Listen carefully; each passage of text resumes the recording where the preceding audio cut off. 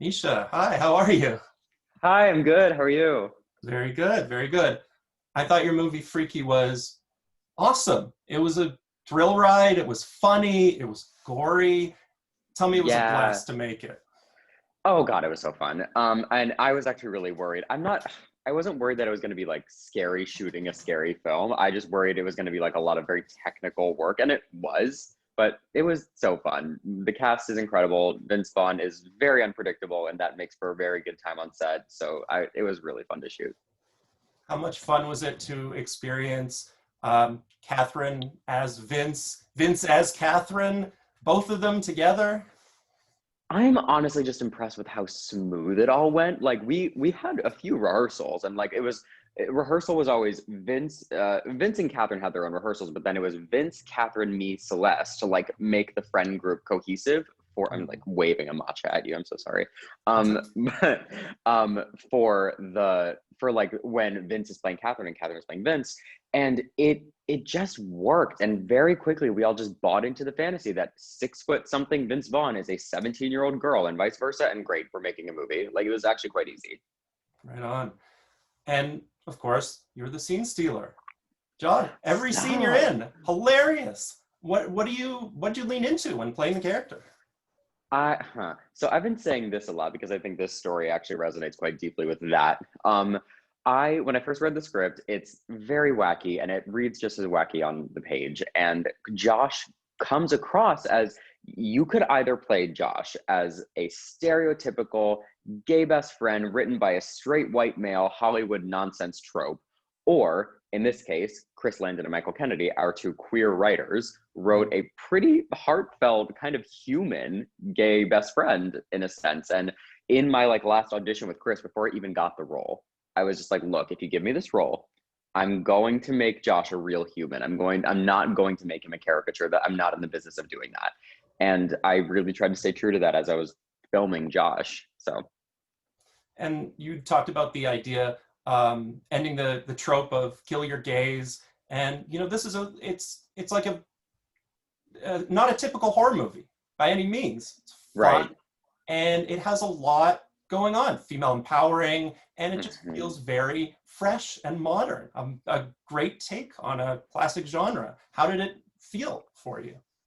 I mean, that aspect of it felt really freaking cool because look, I err on the activism side of things. Like I do a lot of like body image awareness and eating disorder awareness and queer mental health. And like I talk about that a good amount, but I learned a lot of lessons from doing this film because activism does not always take the form of a serious person on a podium wearing a power suit. Like sometimes it really is a Chris Landon funny, silly, gory film that also takes on what characters of color often experience, what queer characters often experience, and it flips it on its head. And you've had a good time, and it's scary, and it's funny, and there's an hour and a half of like awesomeness, and then you leave going, oh, but the queer character and the black character drove the story forward in a meaningful way. I guess I should take that to heart. And I think that's some of the most powerful activism there is really amazing filmmaking like this kind of film. Right? You shot in Georgia and Atlanta. Hmm. How did it feel? It's not believable if you don't have the bond. Can you talk a little bit about forming that bond with Catherine, with Celeste? Sure. I mean, look, they're both two amazing individuals, and like we're friends now. Like literally, I'm getting coffee with Catherine later before we go to like a backyard screening of Freaky later today. Masks wearing, promise. Um, but but I actually credit a lot of that to Chris. Chris Landon makes set a family, and he makes sure we all go out to dinner together. He knows everybody's names. He's rehearsals are incredibly casual. Going to set felt like going to like it didn't feel like going to work. It was fun every day. And we would all even show up to support each other when like Catherine has the scene with Alan Ruck and is like sawing him in half with a chainsaw. And we all just showed up because it was a fun set. And Vince actually turned to me during one of the takes and he said, you know, it's a fun set when everybody shows up, even when they're not shooting a scene that day. I'm like, Yeah. you damn right. So I credit that to Chris Landon, truly. Okay, so on that note, favorite moment from shooting or favorite moment from the film?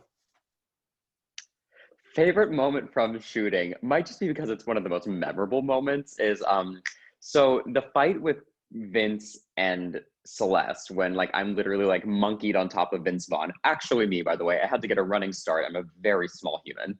Mm. And we got to a point where the scene was going well, we're hitting each other, we're getting into it, and Celeste clocks me, you know, as she's supposed to, with a frying pan, and it's a prop frying pan. But said prop frying pan had a seam on it that hit me just right and sliced my forehead open. Like gushing real blood sliced my forehead open. And everybody stops. What do we do? By the way, we used that take because it was a great take. But it was one of those things where we just had to keep going. And you know, they CGI'd my forehead later, and like we patched it all up and we kept shooting, and it just, as like scary and kind of jolting as it was in the moment, I'm like, this is filmmaking. We have this location for exactly tonight. It is 2 a.m. We have no other option but to keep going. Great, awesome. We'll fix it in post, keep acting. And that experience was actually kind of awesome in that way. Right on. So this film, Freaky Friday the 13th, Friday the 13th, that's set to come out. Obviously, this Mm-hmm. was a very fraught, kind of scary time a little bit. How does it feel that this movie's coming out, and you know, we can perhaps sigh a little bit of a sigh of relief to feel a bit better right now? Uh-huh. I am nothing but happy about honestly the timing of this film. I mean, look, I think that everybody's in a place where be they want to be scared shitless and laugh shitless, and this film does literally both.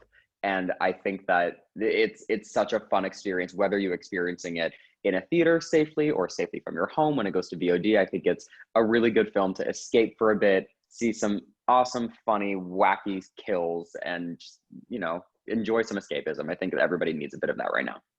Great. How much has that meant to you in terms of your projects, your career path, your art, what you've been choosing? You know, Nosferatu was a very, very interesting show. Hmm. Goldfinch was a very interesting movie as well too. This one certainly.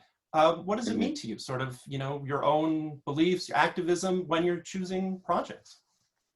I mean, I don't take any of that terribly lightly, and yet when doing a film like this, you have to take everything lightly because that's the kind of film that it is.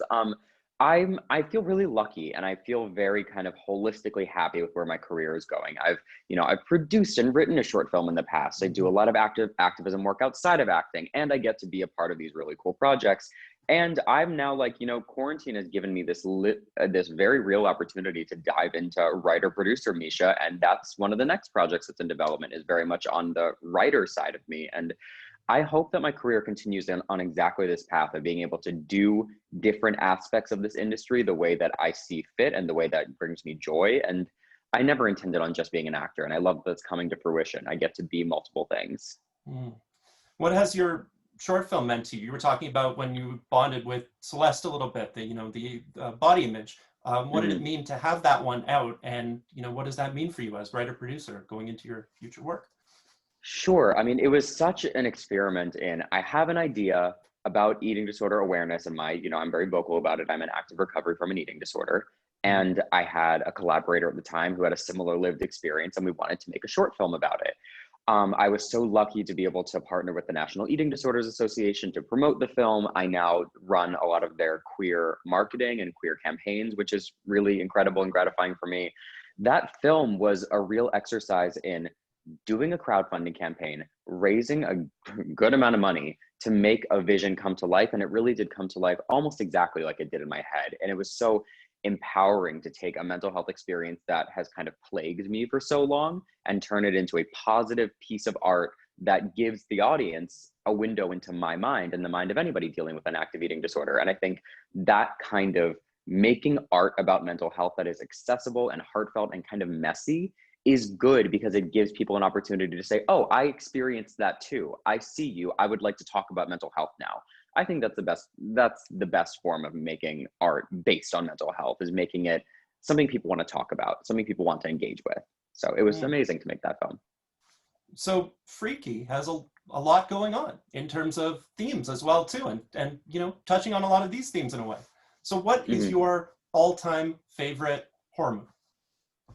Oh, Jennifer's Body. Absolutely Yes. Jennifer's Body. And for the reasons that you're talking about, because it talks about not just female empowerment in a very basic sense, but it talks about female agency. And the whole film really comments on the male gaze, the straight male gaze. And as I'm a non-binary individual. I identify neither as male nor female, but like watching that film, I felt what it must be like to be a female in a world where you are viewed a certain way. And also, it's just a kick-ass film, and it has some great one-liners. And Diablo Cody, please notice me, work with me, something. Oh my goodness. But no, I think that film is pretty darn incredible. Right. So, in terms of your own path, what are some of the things that you haven't yet had a chance to do on screen that you would like to? I am so loving the way that Hollywood so far has received non-binary individuals and is starting to really open up about how queerness looks on camera.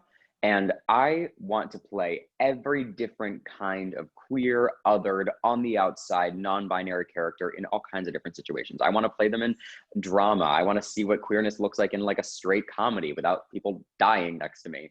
But I'm I'm loving the freedom as a human that I'm now experiencing because I'm being honest about my non-binary self and just saying fuck you sideways to gender. And I want to see that in my work. I would really like to see how that pans out for the roles that I play. Who would be some of those, Diablo Cody obviously mentioned, who would be some Yeah. of those future collaborators? Who's someone you'd be dying to work with? So I want to work in a high style film, and Yorgos Lanthimos with The Lobster and Killing of a Sacred Deer and The Favorite. I'm just like, give me that. Because I'm a theater kid. I come from theater background, so I want to use like high theatricality on camera. And I feel like none of the Yorgos Lanthimos characters are terribly straight. That just doesn't happen. And I would love a collaborator like that has a very clear world and vision and then can choose any story they want. Because we watch Yorgos Lanthimos films and assume that there's all kinds of different worlds in there, but it's always Yorgos Lanthimos style. So something like that would be really exciting to me. Right. What was the theater experience like? A Clockwork Orange, the musical, seemed really interesting. What was that experience It, like for you? it wasn't a musical, but it was Sorry. no. It was so darn close. Like it was to give you perspective, just to know how right you are. The script is about 70 pages long, and it's literally only 20 of those pages were text. The rest were movement sequences and music breaks. So it was a play with music and movement. It was so formative for me. And it was really, I went to that kind of theater school. I went to the physical roll around on the ground, like, ha-ha-ma over to the wall kind of theater. And to be a part of a show that was really all about that. It was very physical. We literally sweat through our costumes in the first 30 minutes and had to change into the exact same one because we were so wet. It was pretty incredible, and it really taught me what hard work and an 8-show-a-week schedule is in a major theater. I'm very grateful for the experience, and it absolutely launched my career. Everything that I've done since has come from that show, so I'm eternally grateful to have been a part of it. Right. So in Freaky, movement is a big part of it. I mean, Vince Vaughn is a very tall person, and you have some interesting plays with that. You seem to be driving quite a lot in the film, and you always seem Yes, to I be sort am. of moving around a lot. What is your consideration to physical space in a movie like this? I love that I get to bring my geeky theater take up space mentality into a film because so often, especially when you're an actor transitioning from theater to film, you're told like be very still, don't blink a lot, just think your thoughts. Like it's silly, and it's to a large extent it's right. But with a film like this, you have to be big, otherwise you are not living up to the stakes that Chris Landon and Michael Kennedy have written. So I loved it. And very rarely did Chris and I ever have the conversation, Misha, do less. It was sometimes Misha, stay in frame, please. But it wasn't Misha, do less. So that was awesome. How have you enjoyed the response already? You premiered, you were at a film festival, you had a film festival response. People are really enjoying this film. I really enjoyed this film. Thank you. I'm loving it, and it's not even that I'm surprised or pleasantly surprised. I knew even finishing up the film that we'd made something good, and that's always a good feeling because you don't always have that. But it's really you shoot a film and you certain things stick out to you and certain moments stick out to you, and you don't really think about it as a whole. You think about it as a collection of experiences on set. So to hear friends of mine who I know are going to be honest with me, or people that I don't know that have seen the film and review it or talk about it online, and to see that it really is reading to them as a whole package of fun and awesomeness and kind of like I said, that escapism for an hour and a half to like really experience something out of this world. it's so gratifying that we made a cohesive product. We made a package that people are really into, and that, I don't know, I'm very proud. I'm very proud of the whole team, and not in sort of like an interviewee, oh, I'm so proud of my cast and crew way. No, like, no, we've really made something special, and we've all really bonded over it. So that's a really amazing feeling. Great. One of the first things I saw was New York Comic Con, when you had all the Mhm. boxes, and I watched a lot of those, and it seemed to be one of the groups that had a really tight connection, a cohesive unit. I really enjoyed how you sold the film at that event. What does it mean to promote it, and promote it in this way? So, what, promote it in Zoom land, because that's all we're Yes. doing.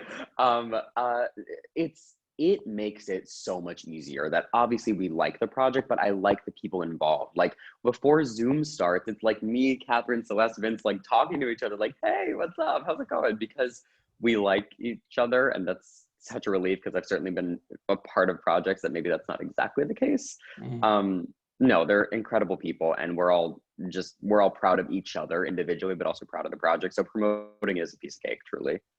Right on. And you touched upon it earlier about your beliefs. I feel like I haven't given you an opportunity to have a full platform for it. So what are the things that you're very passionate about?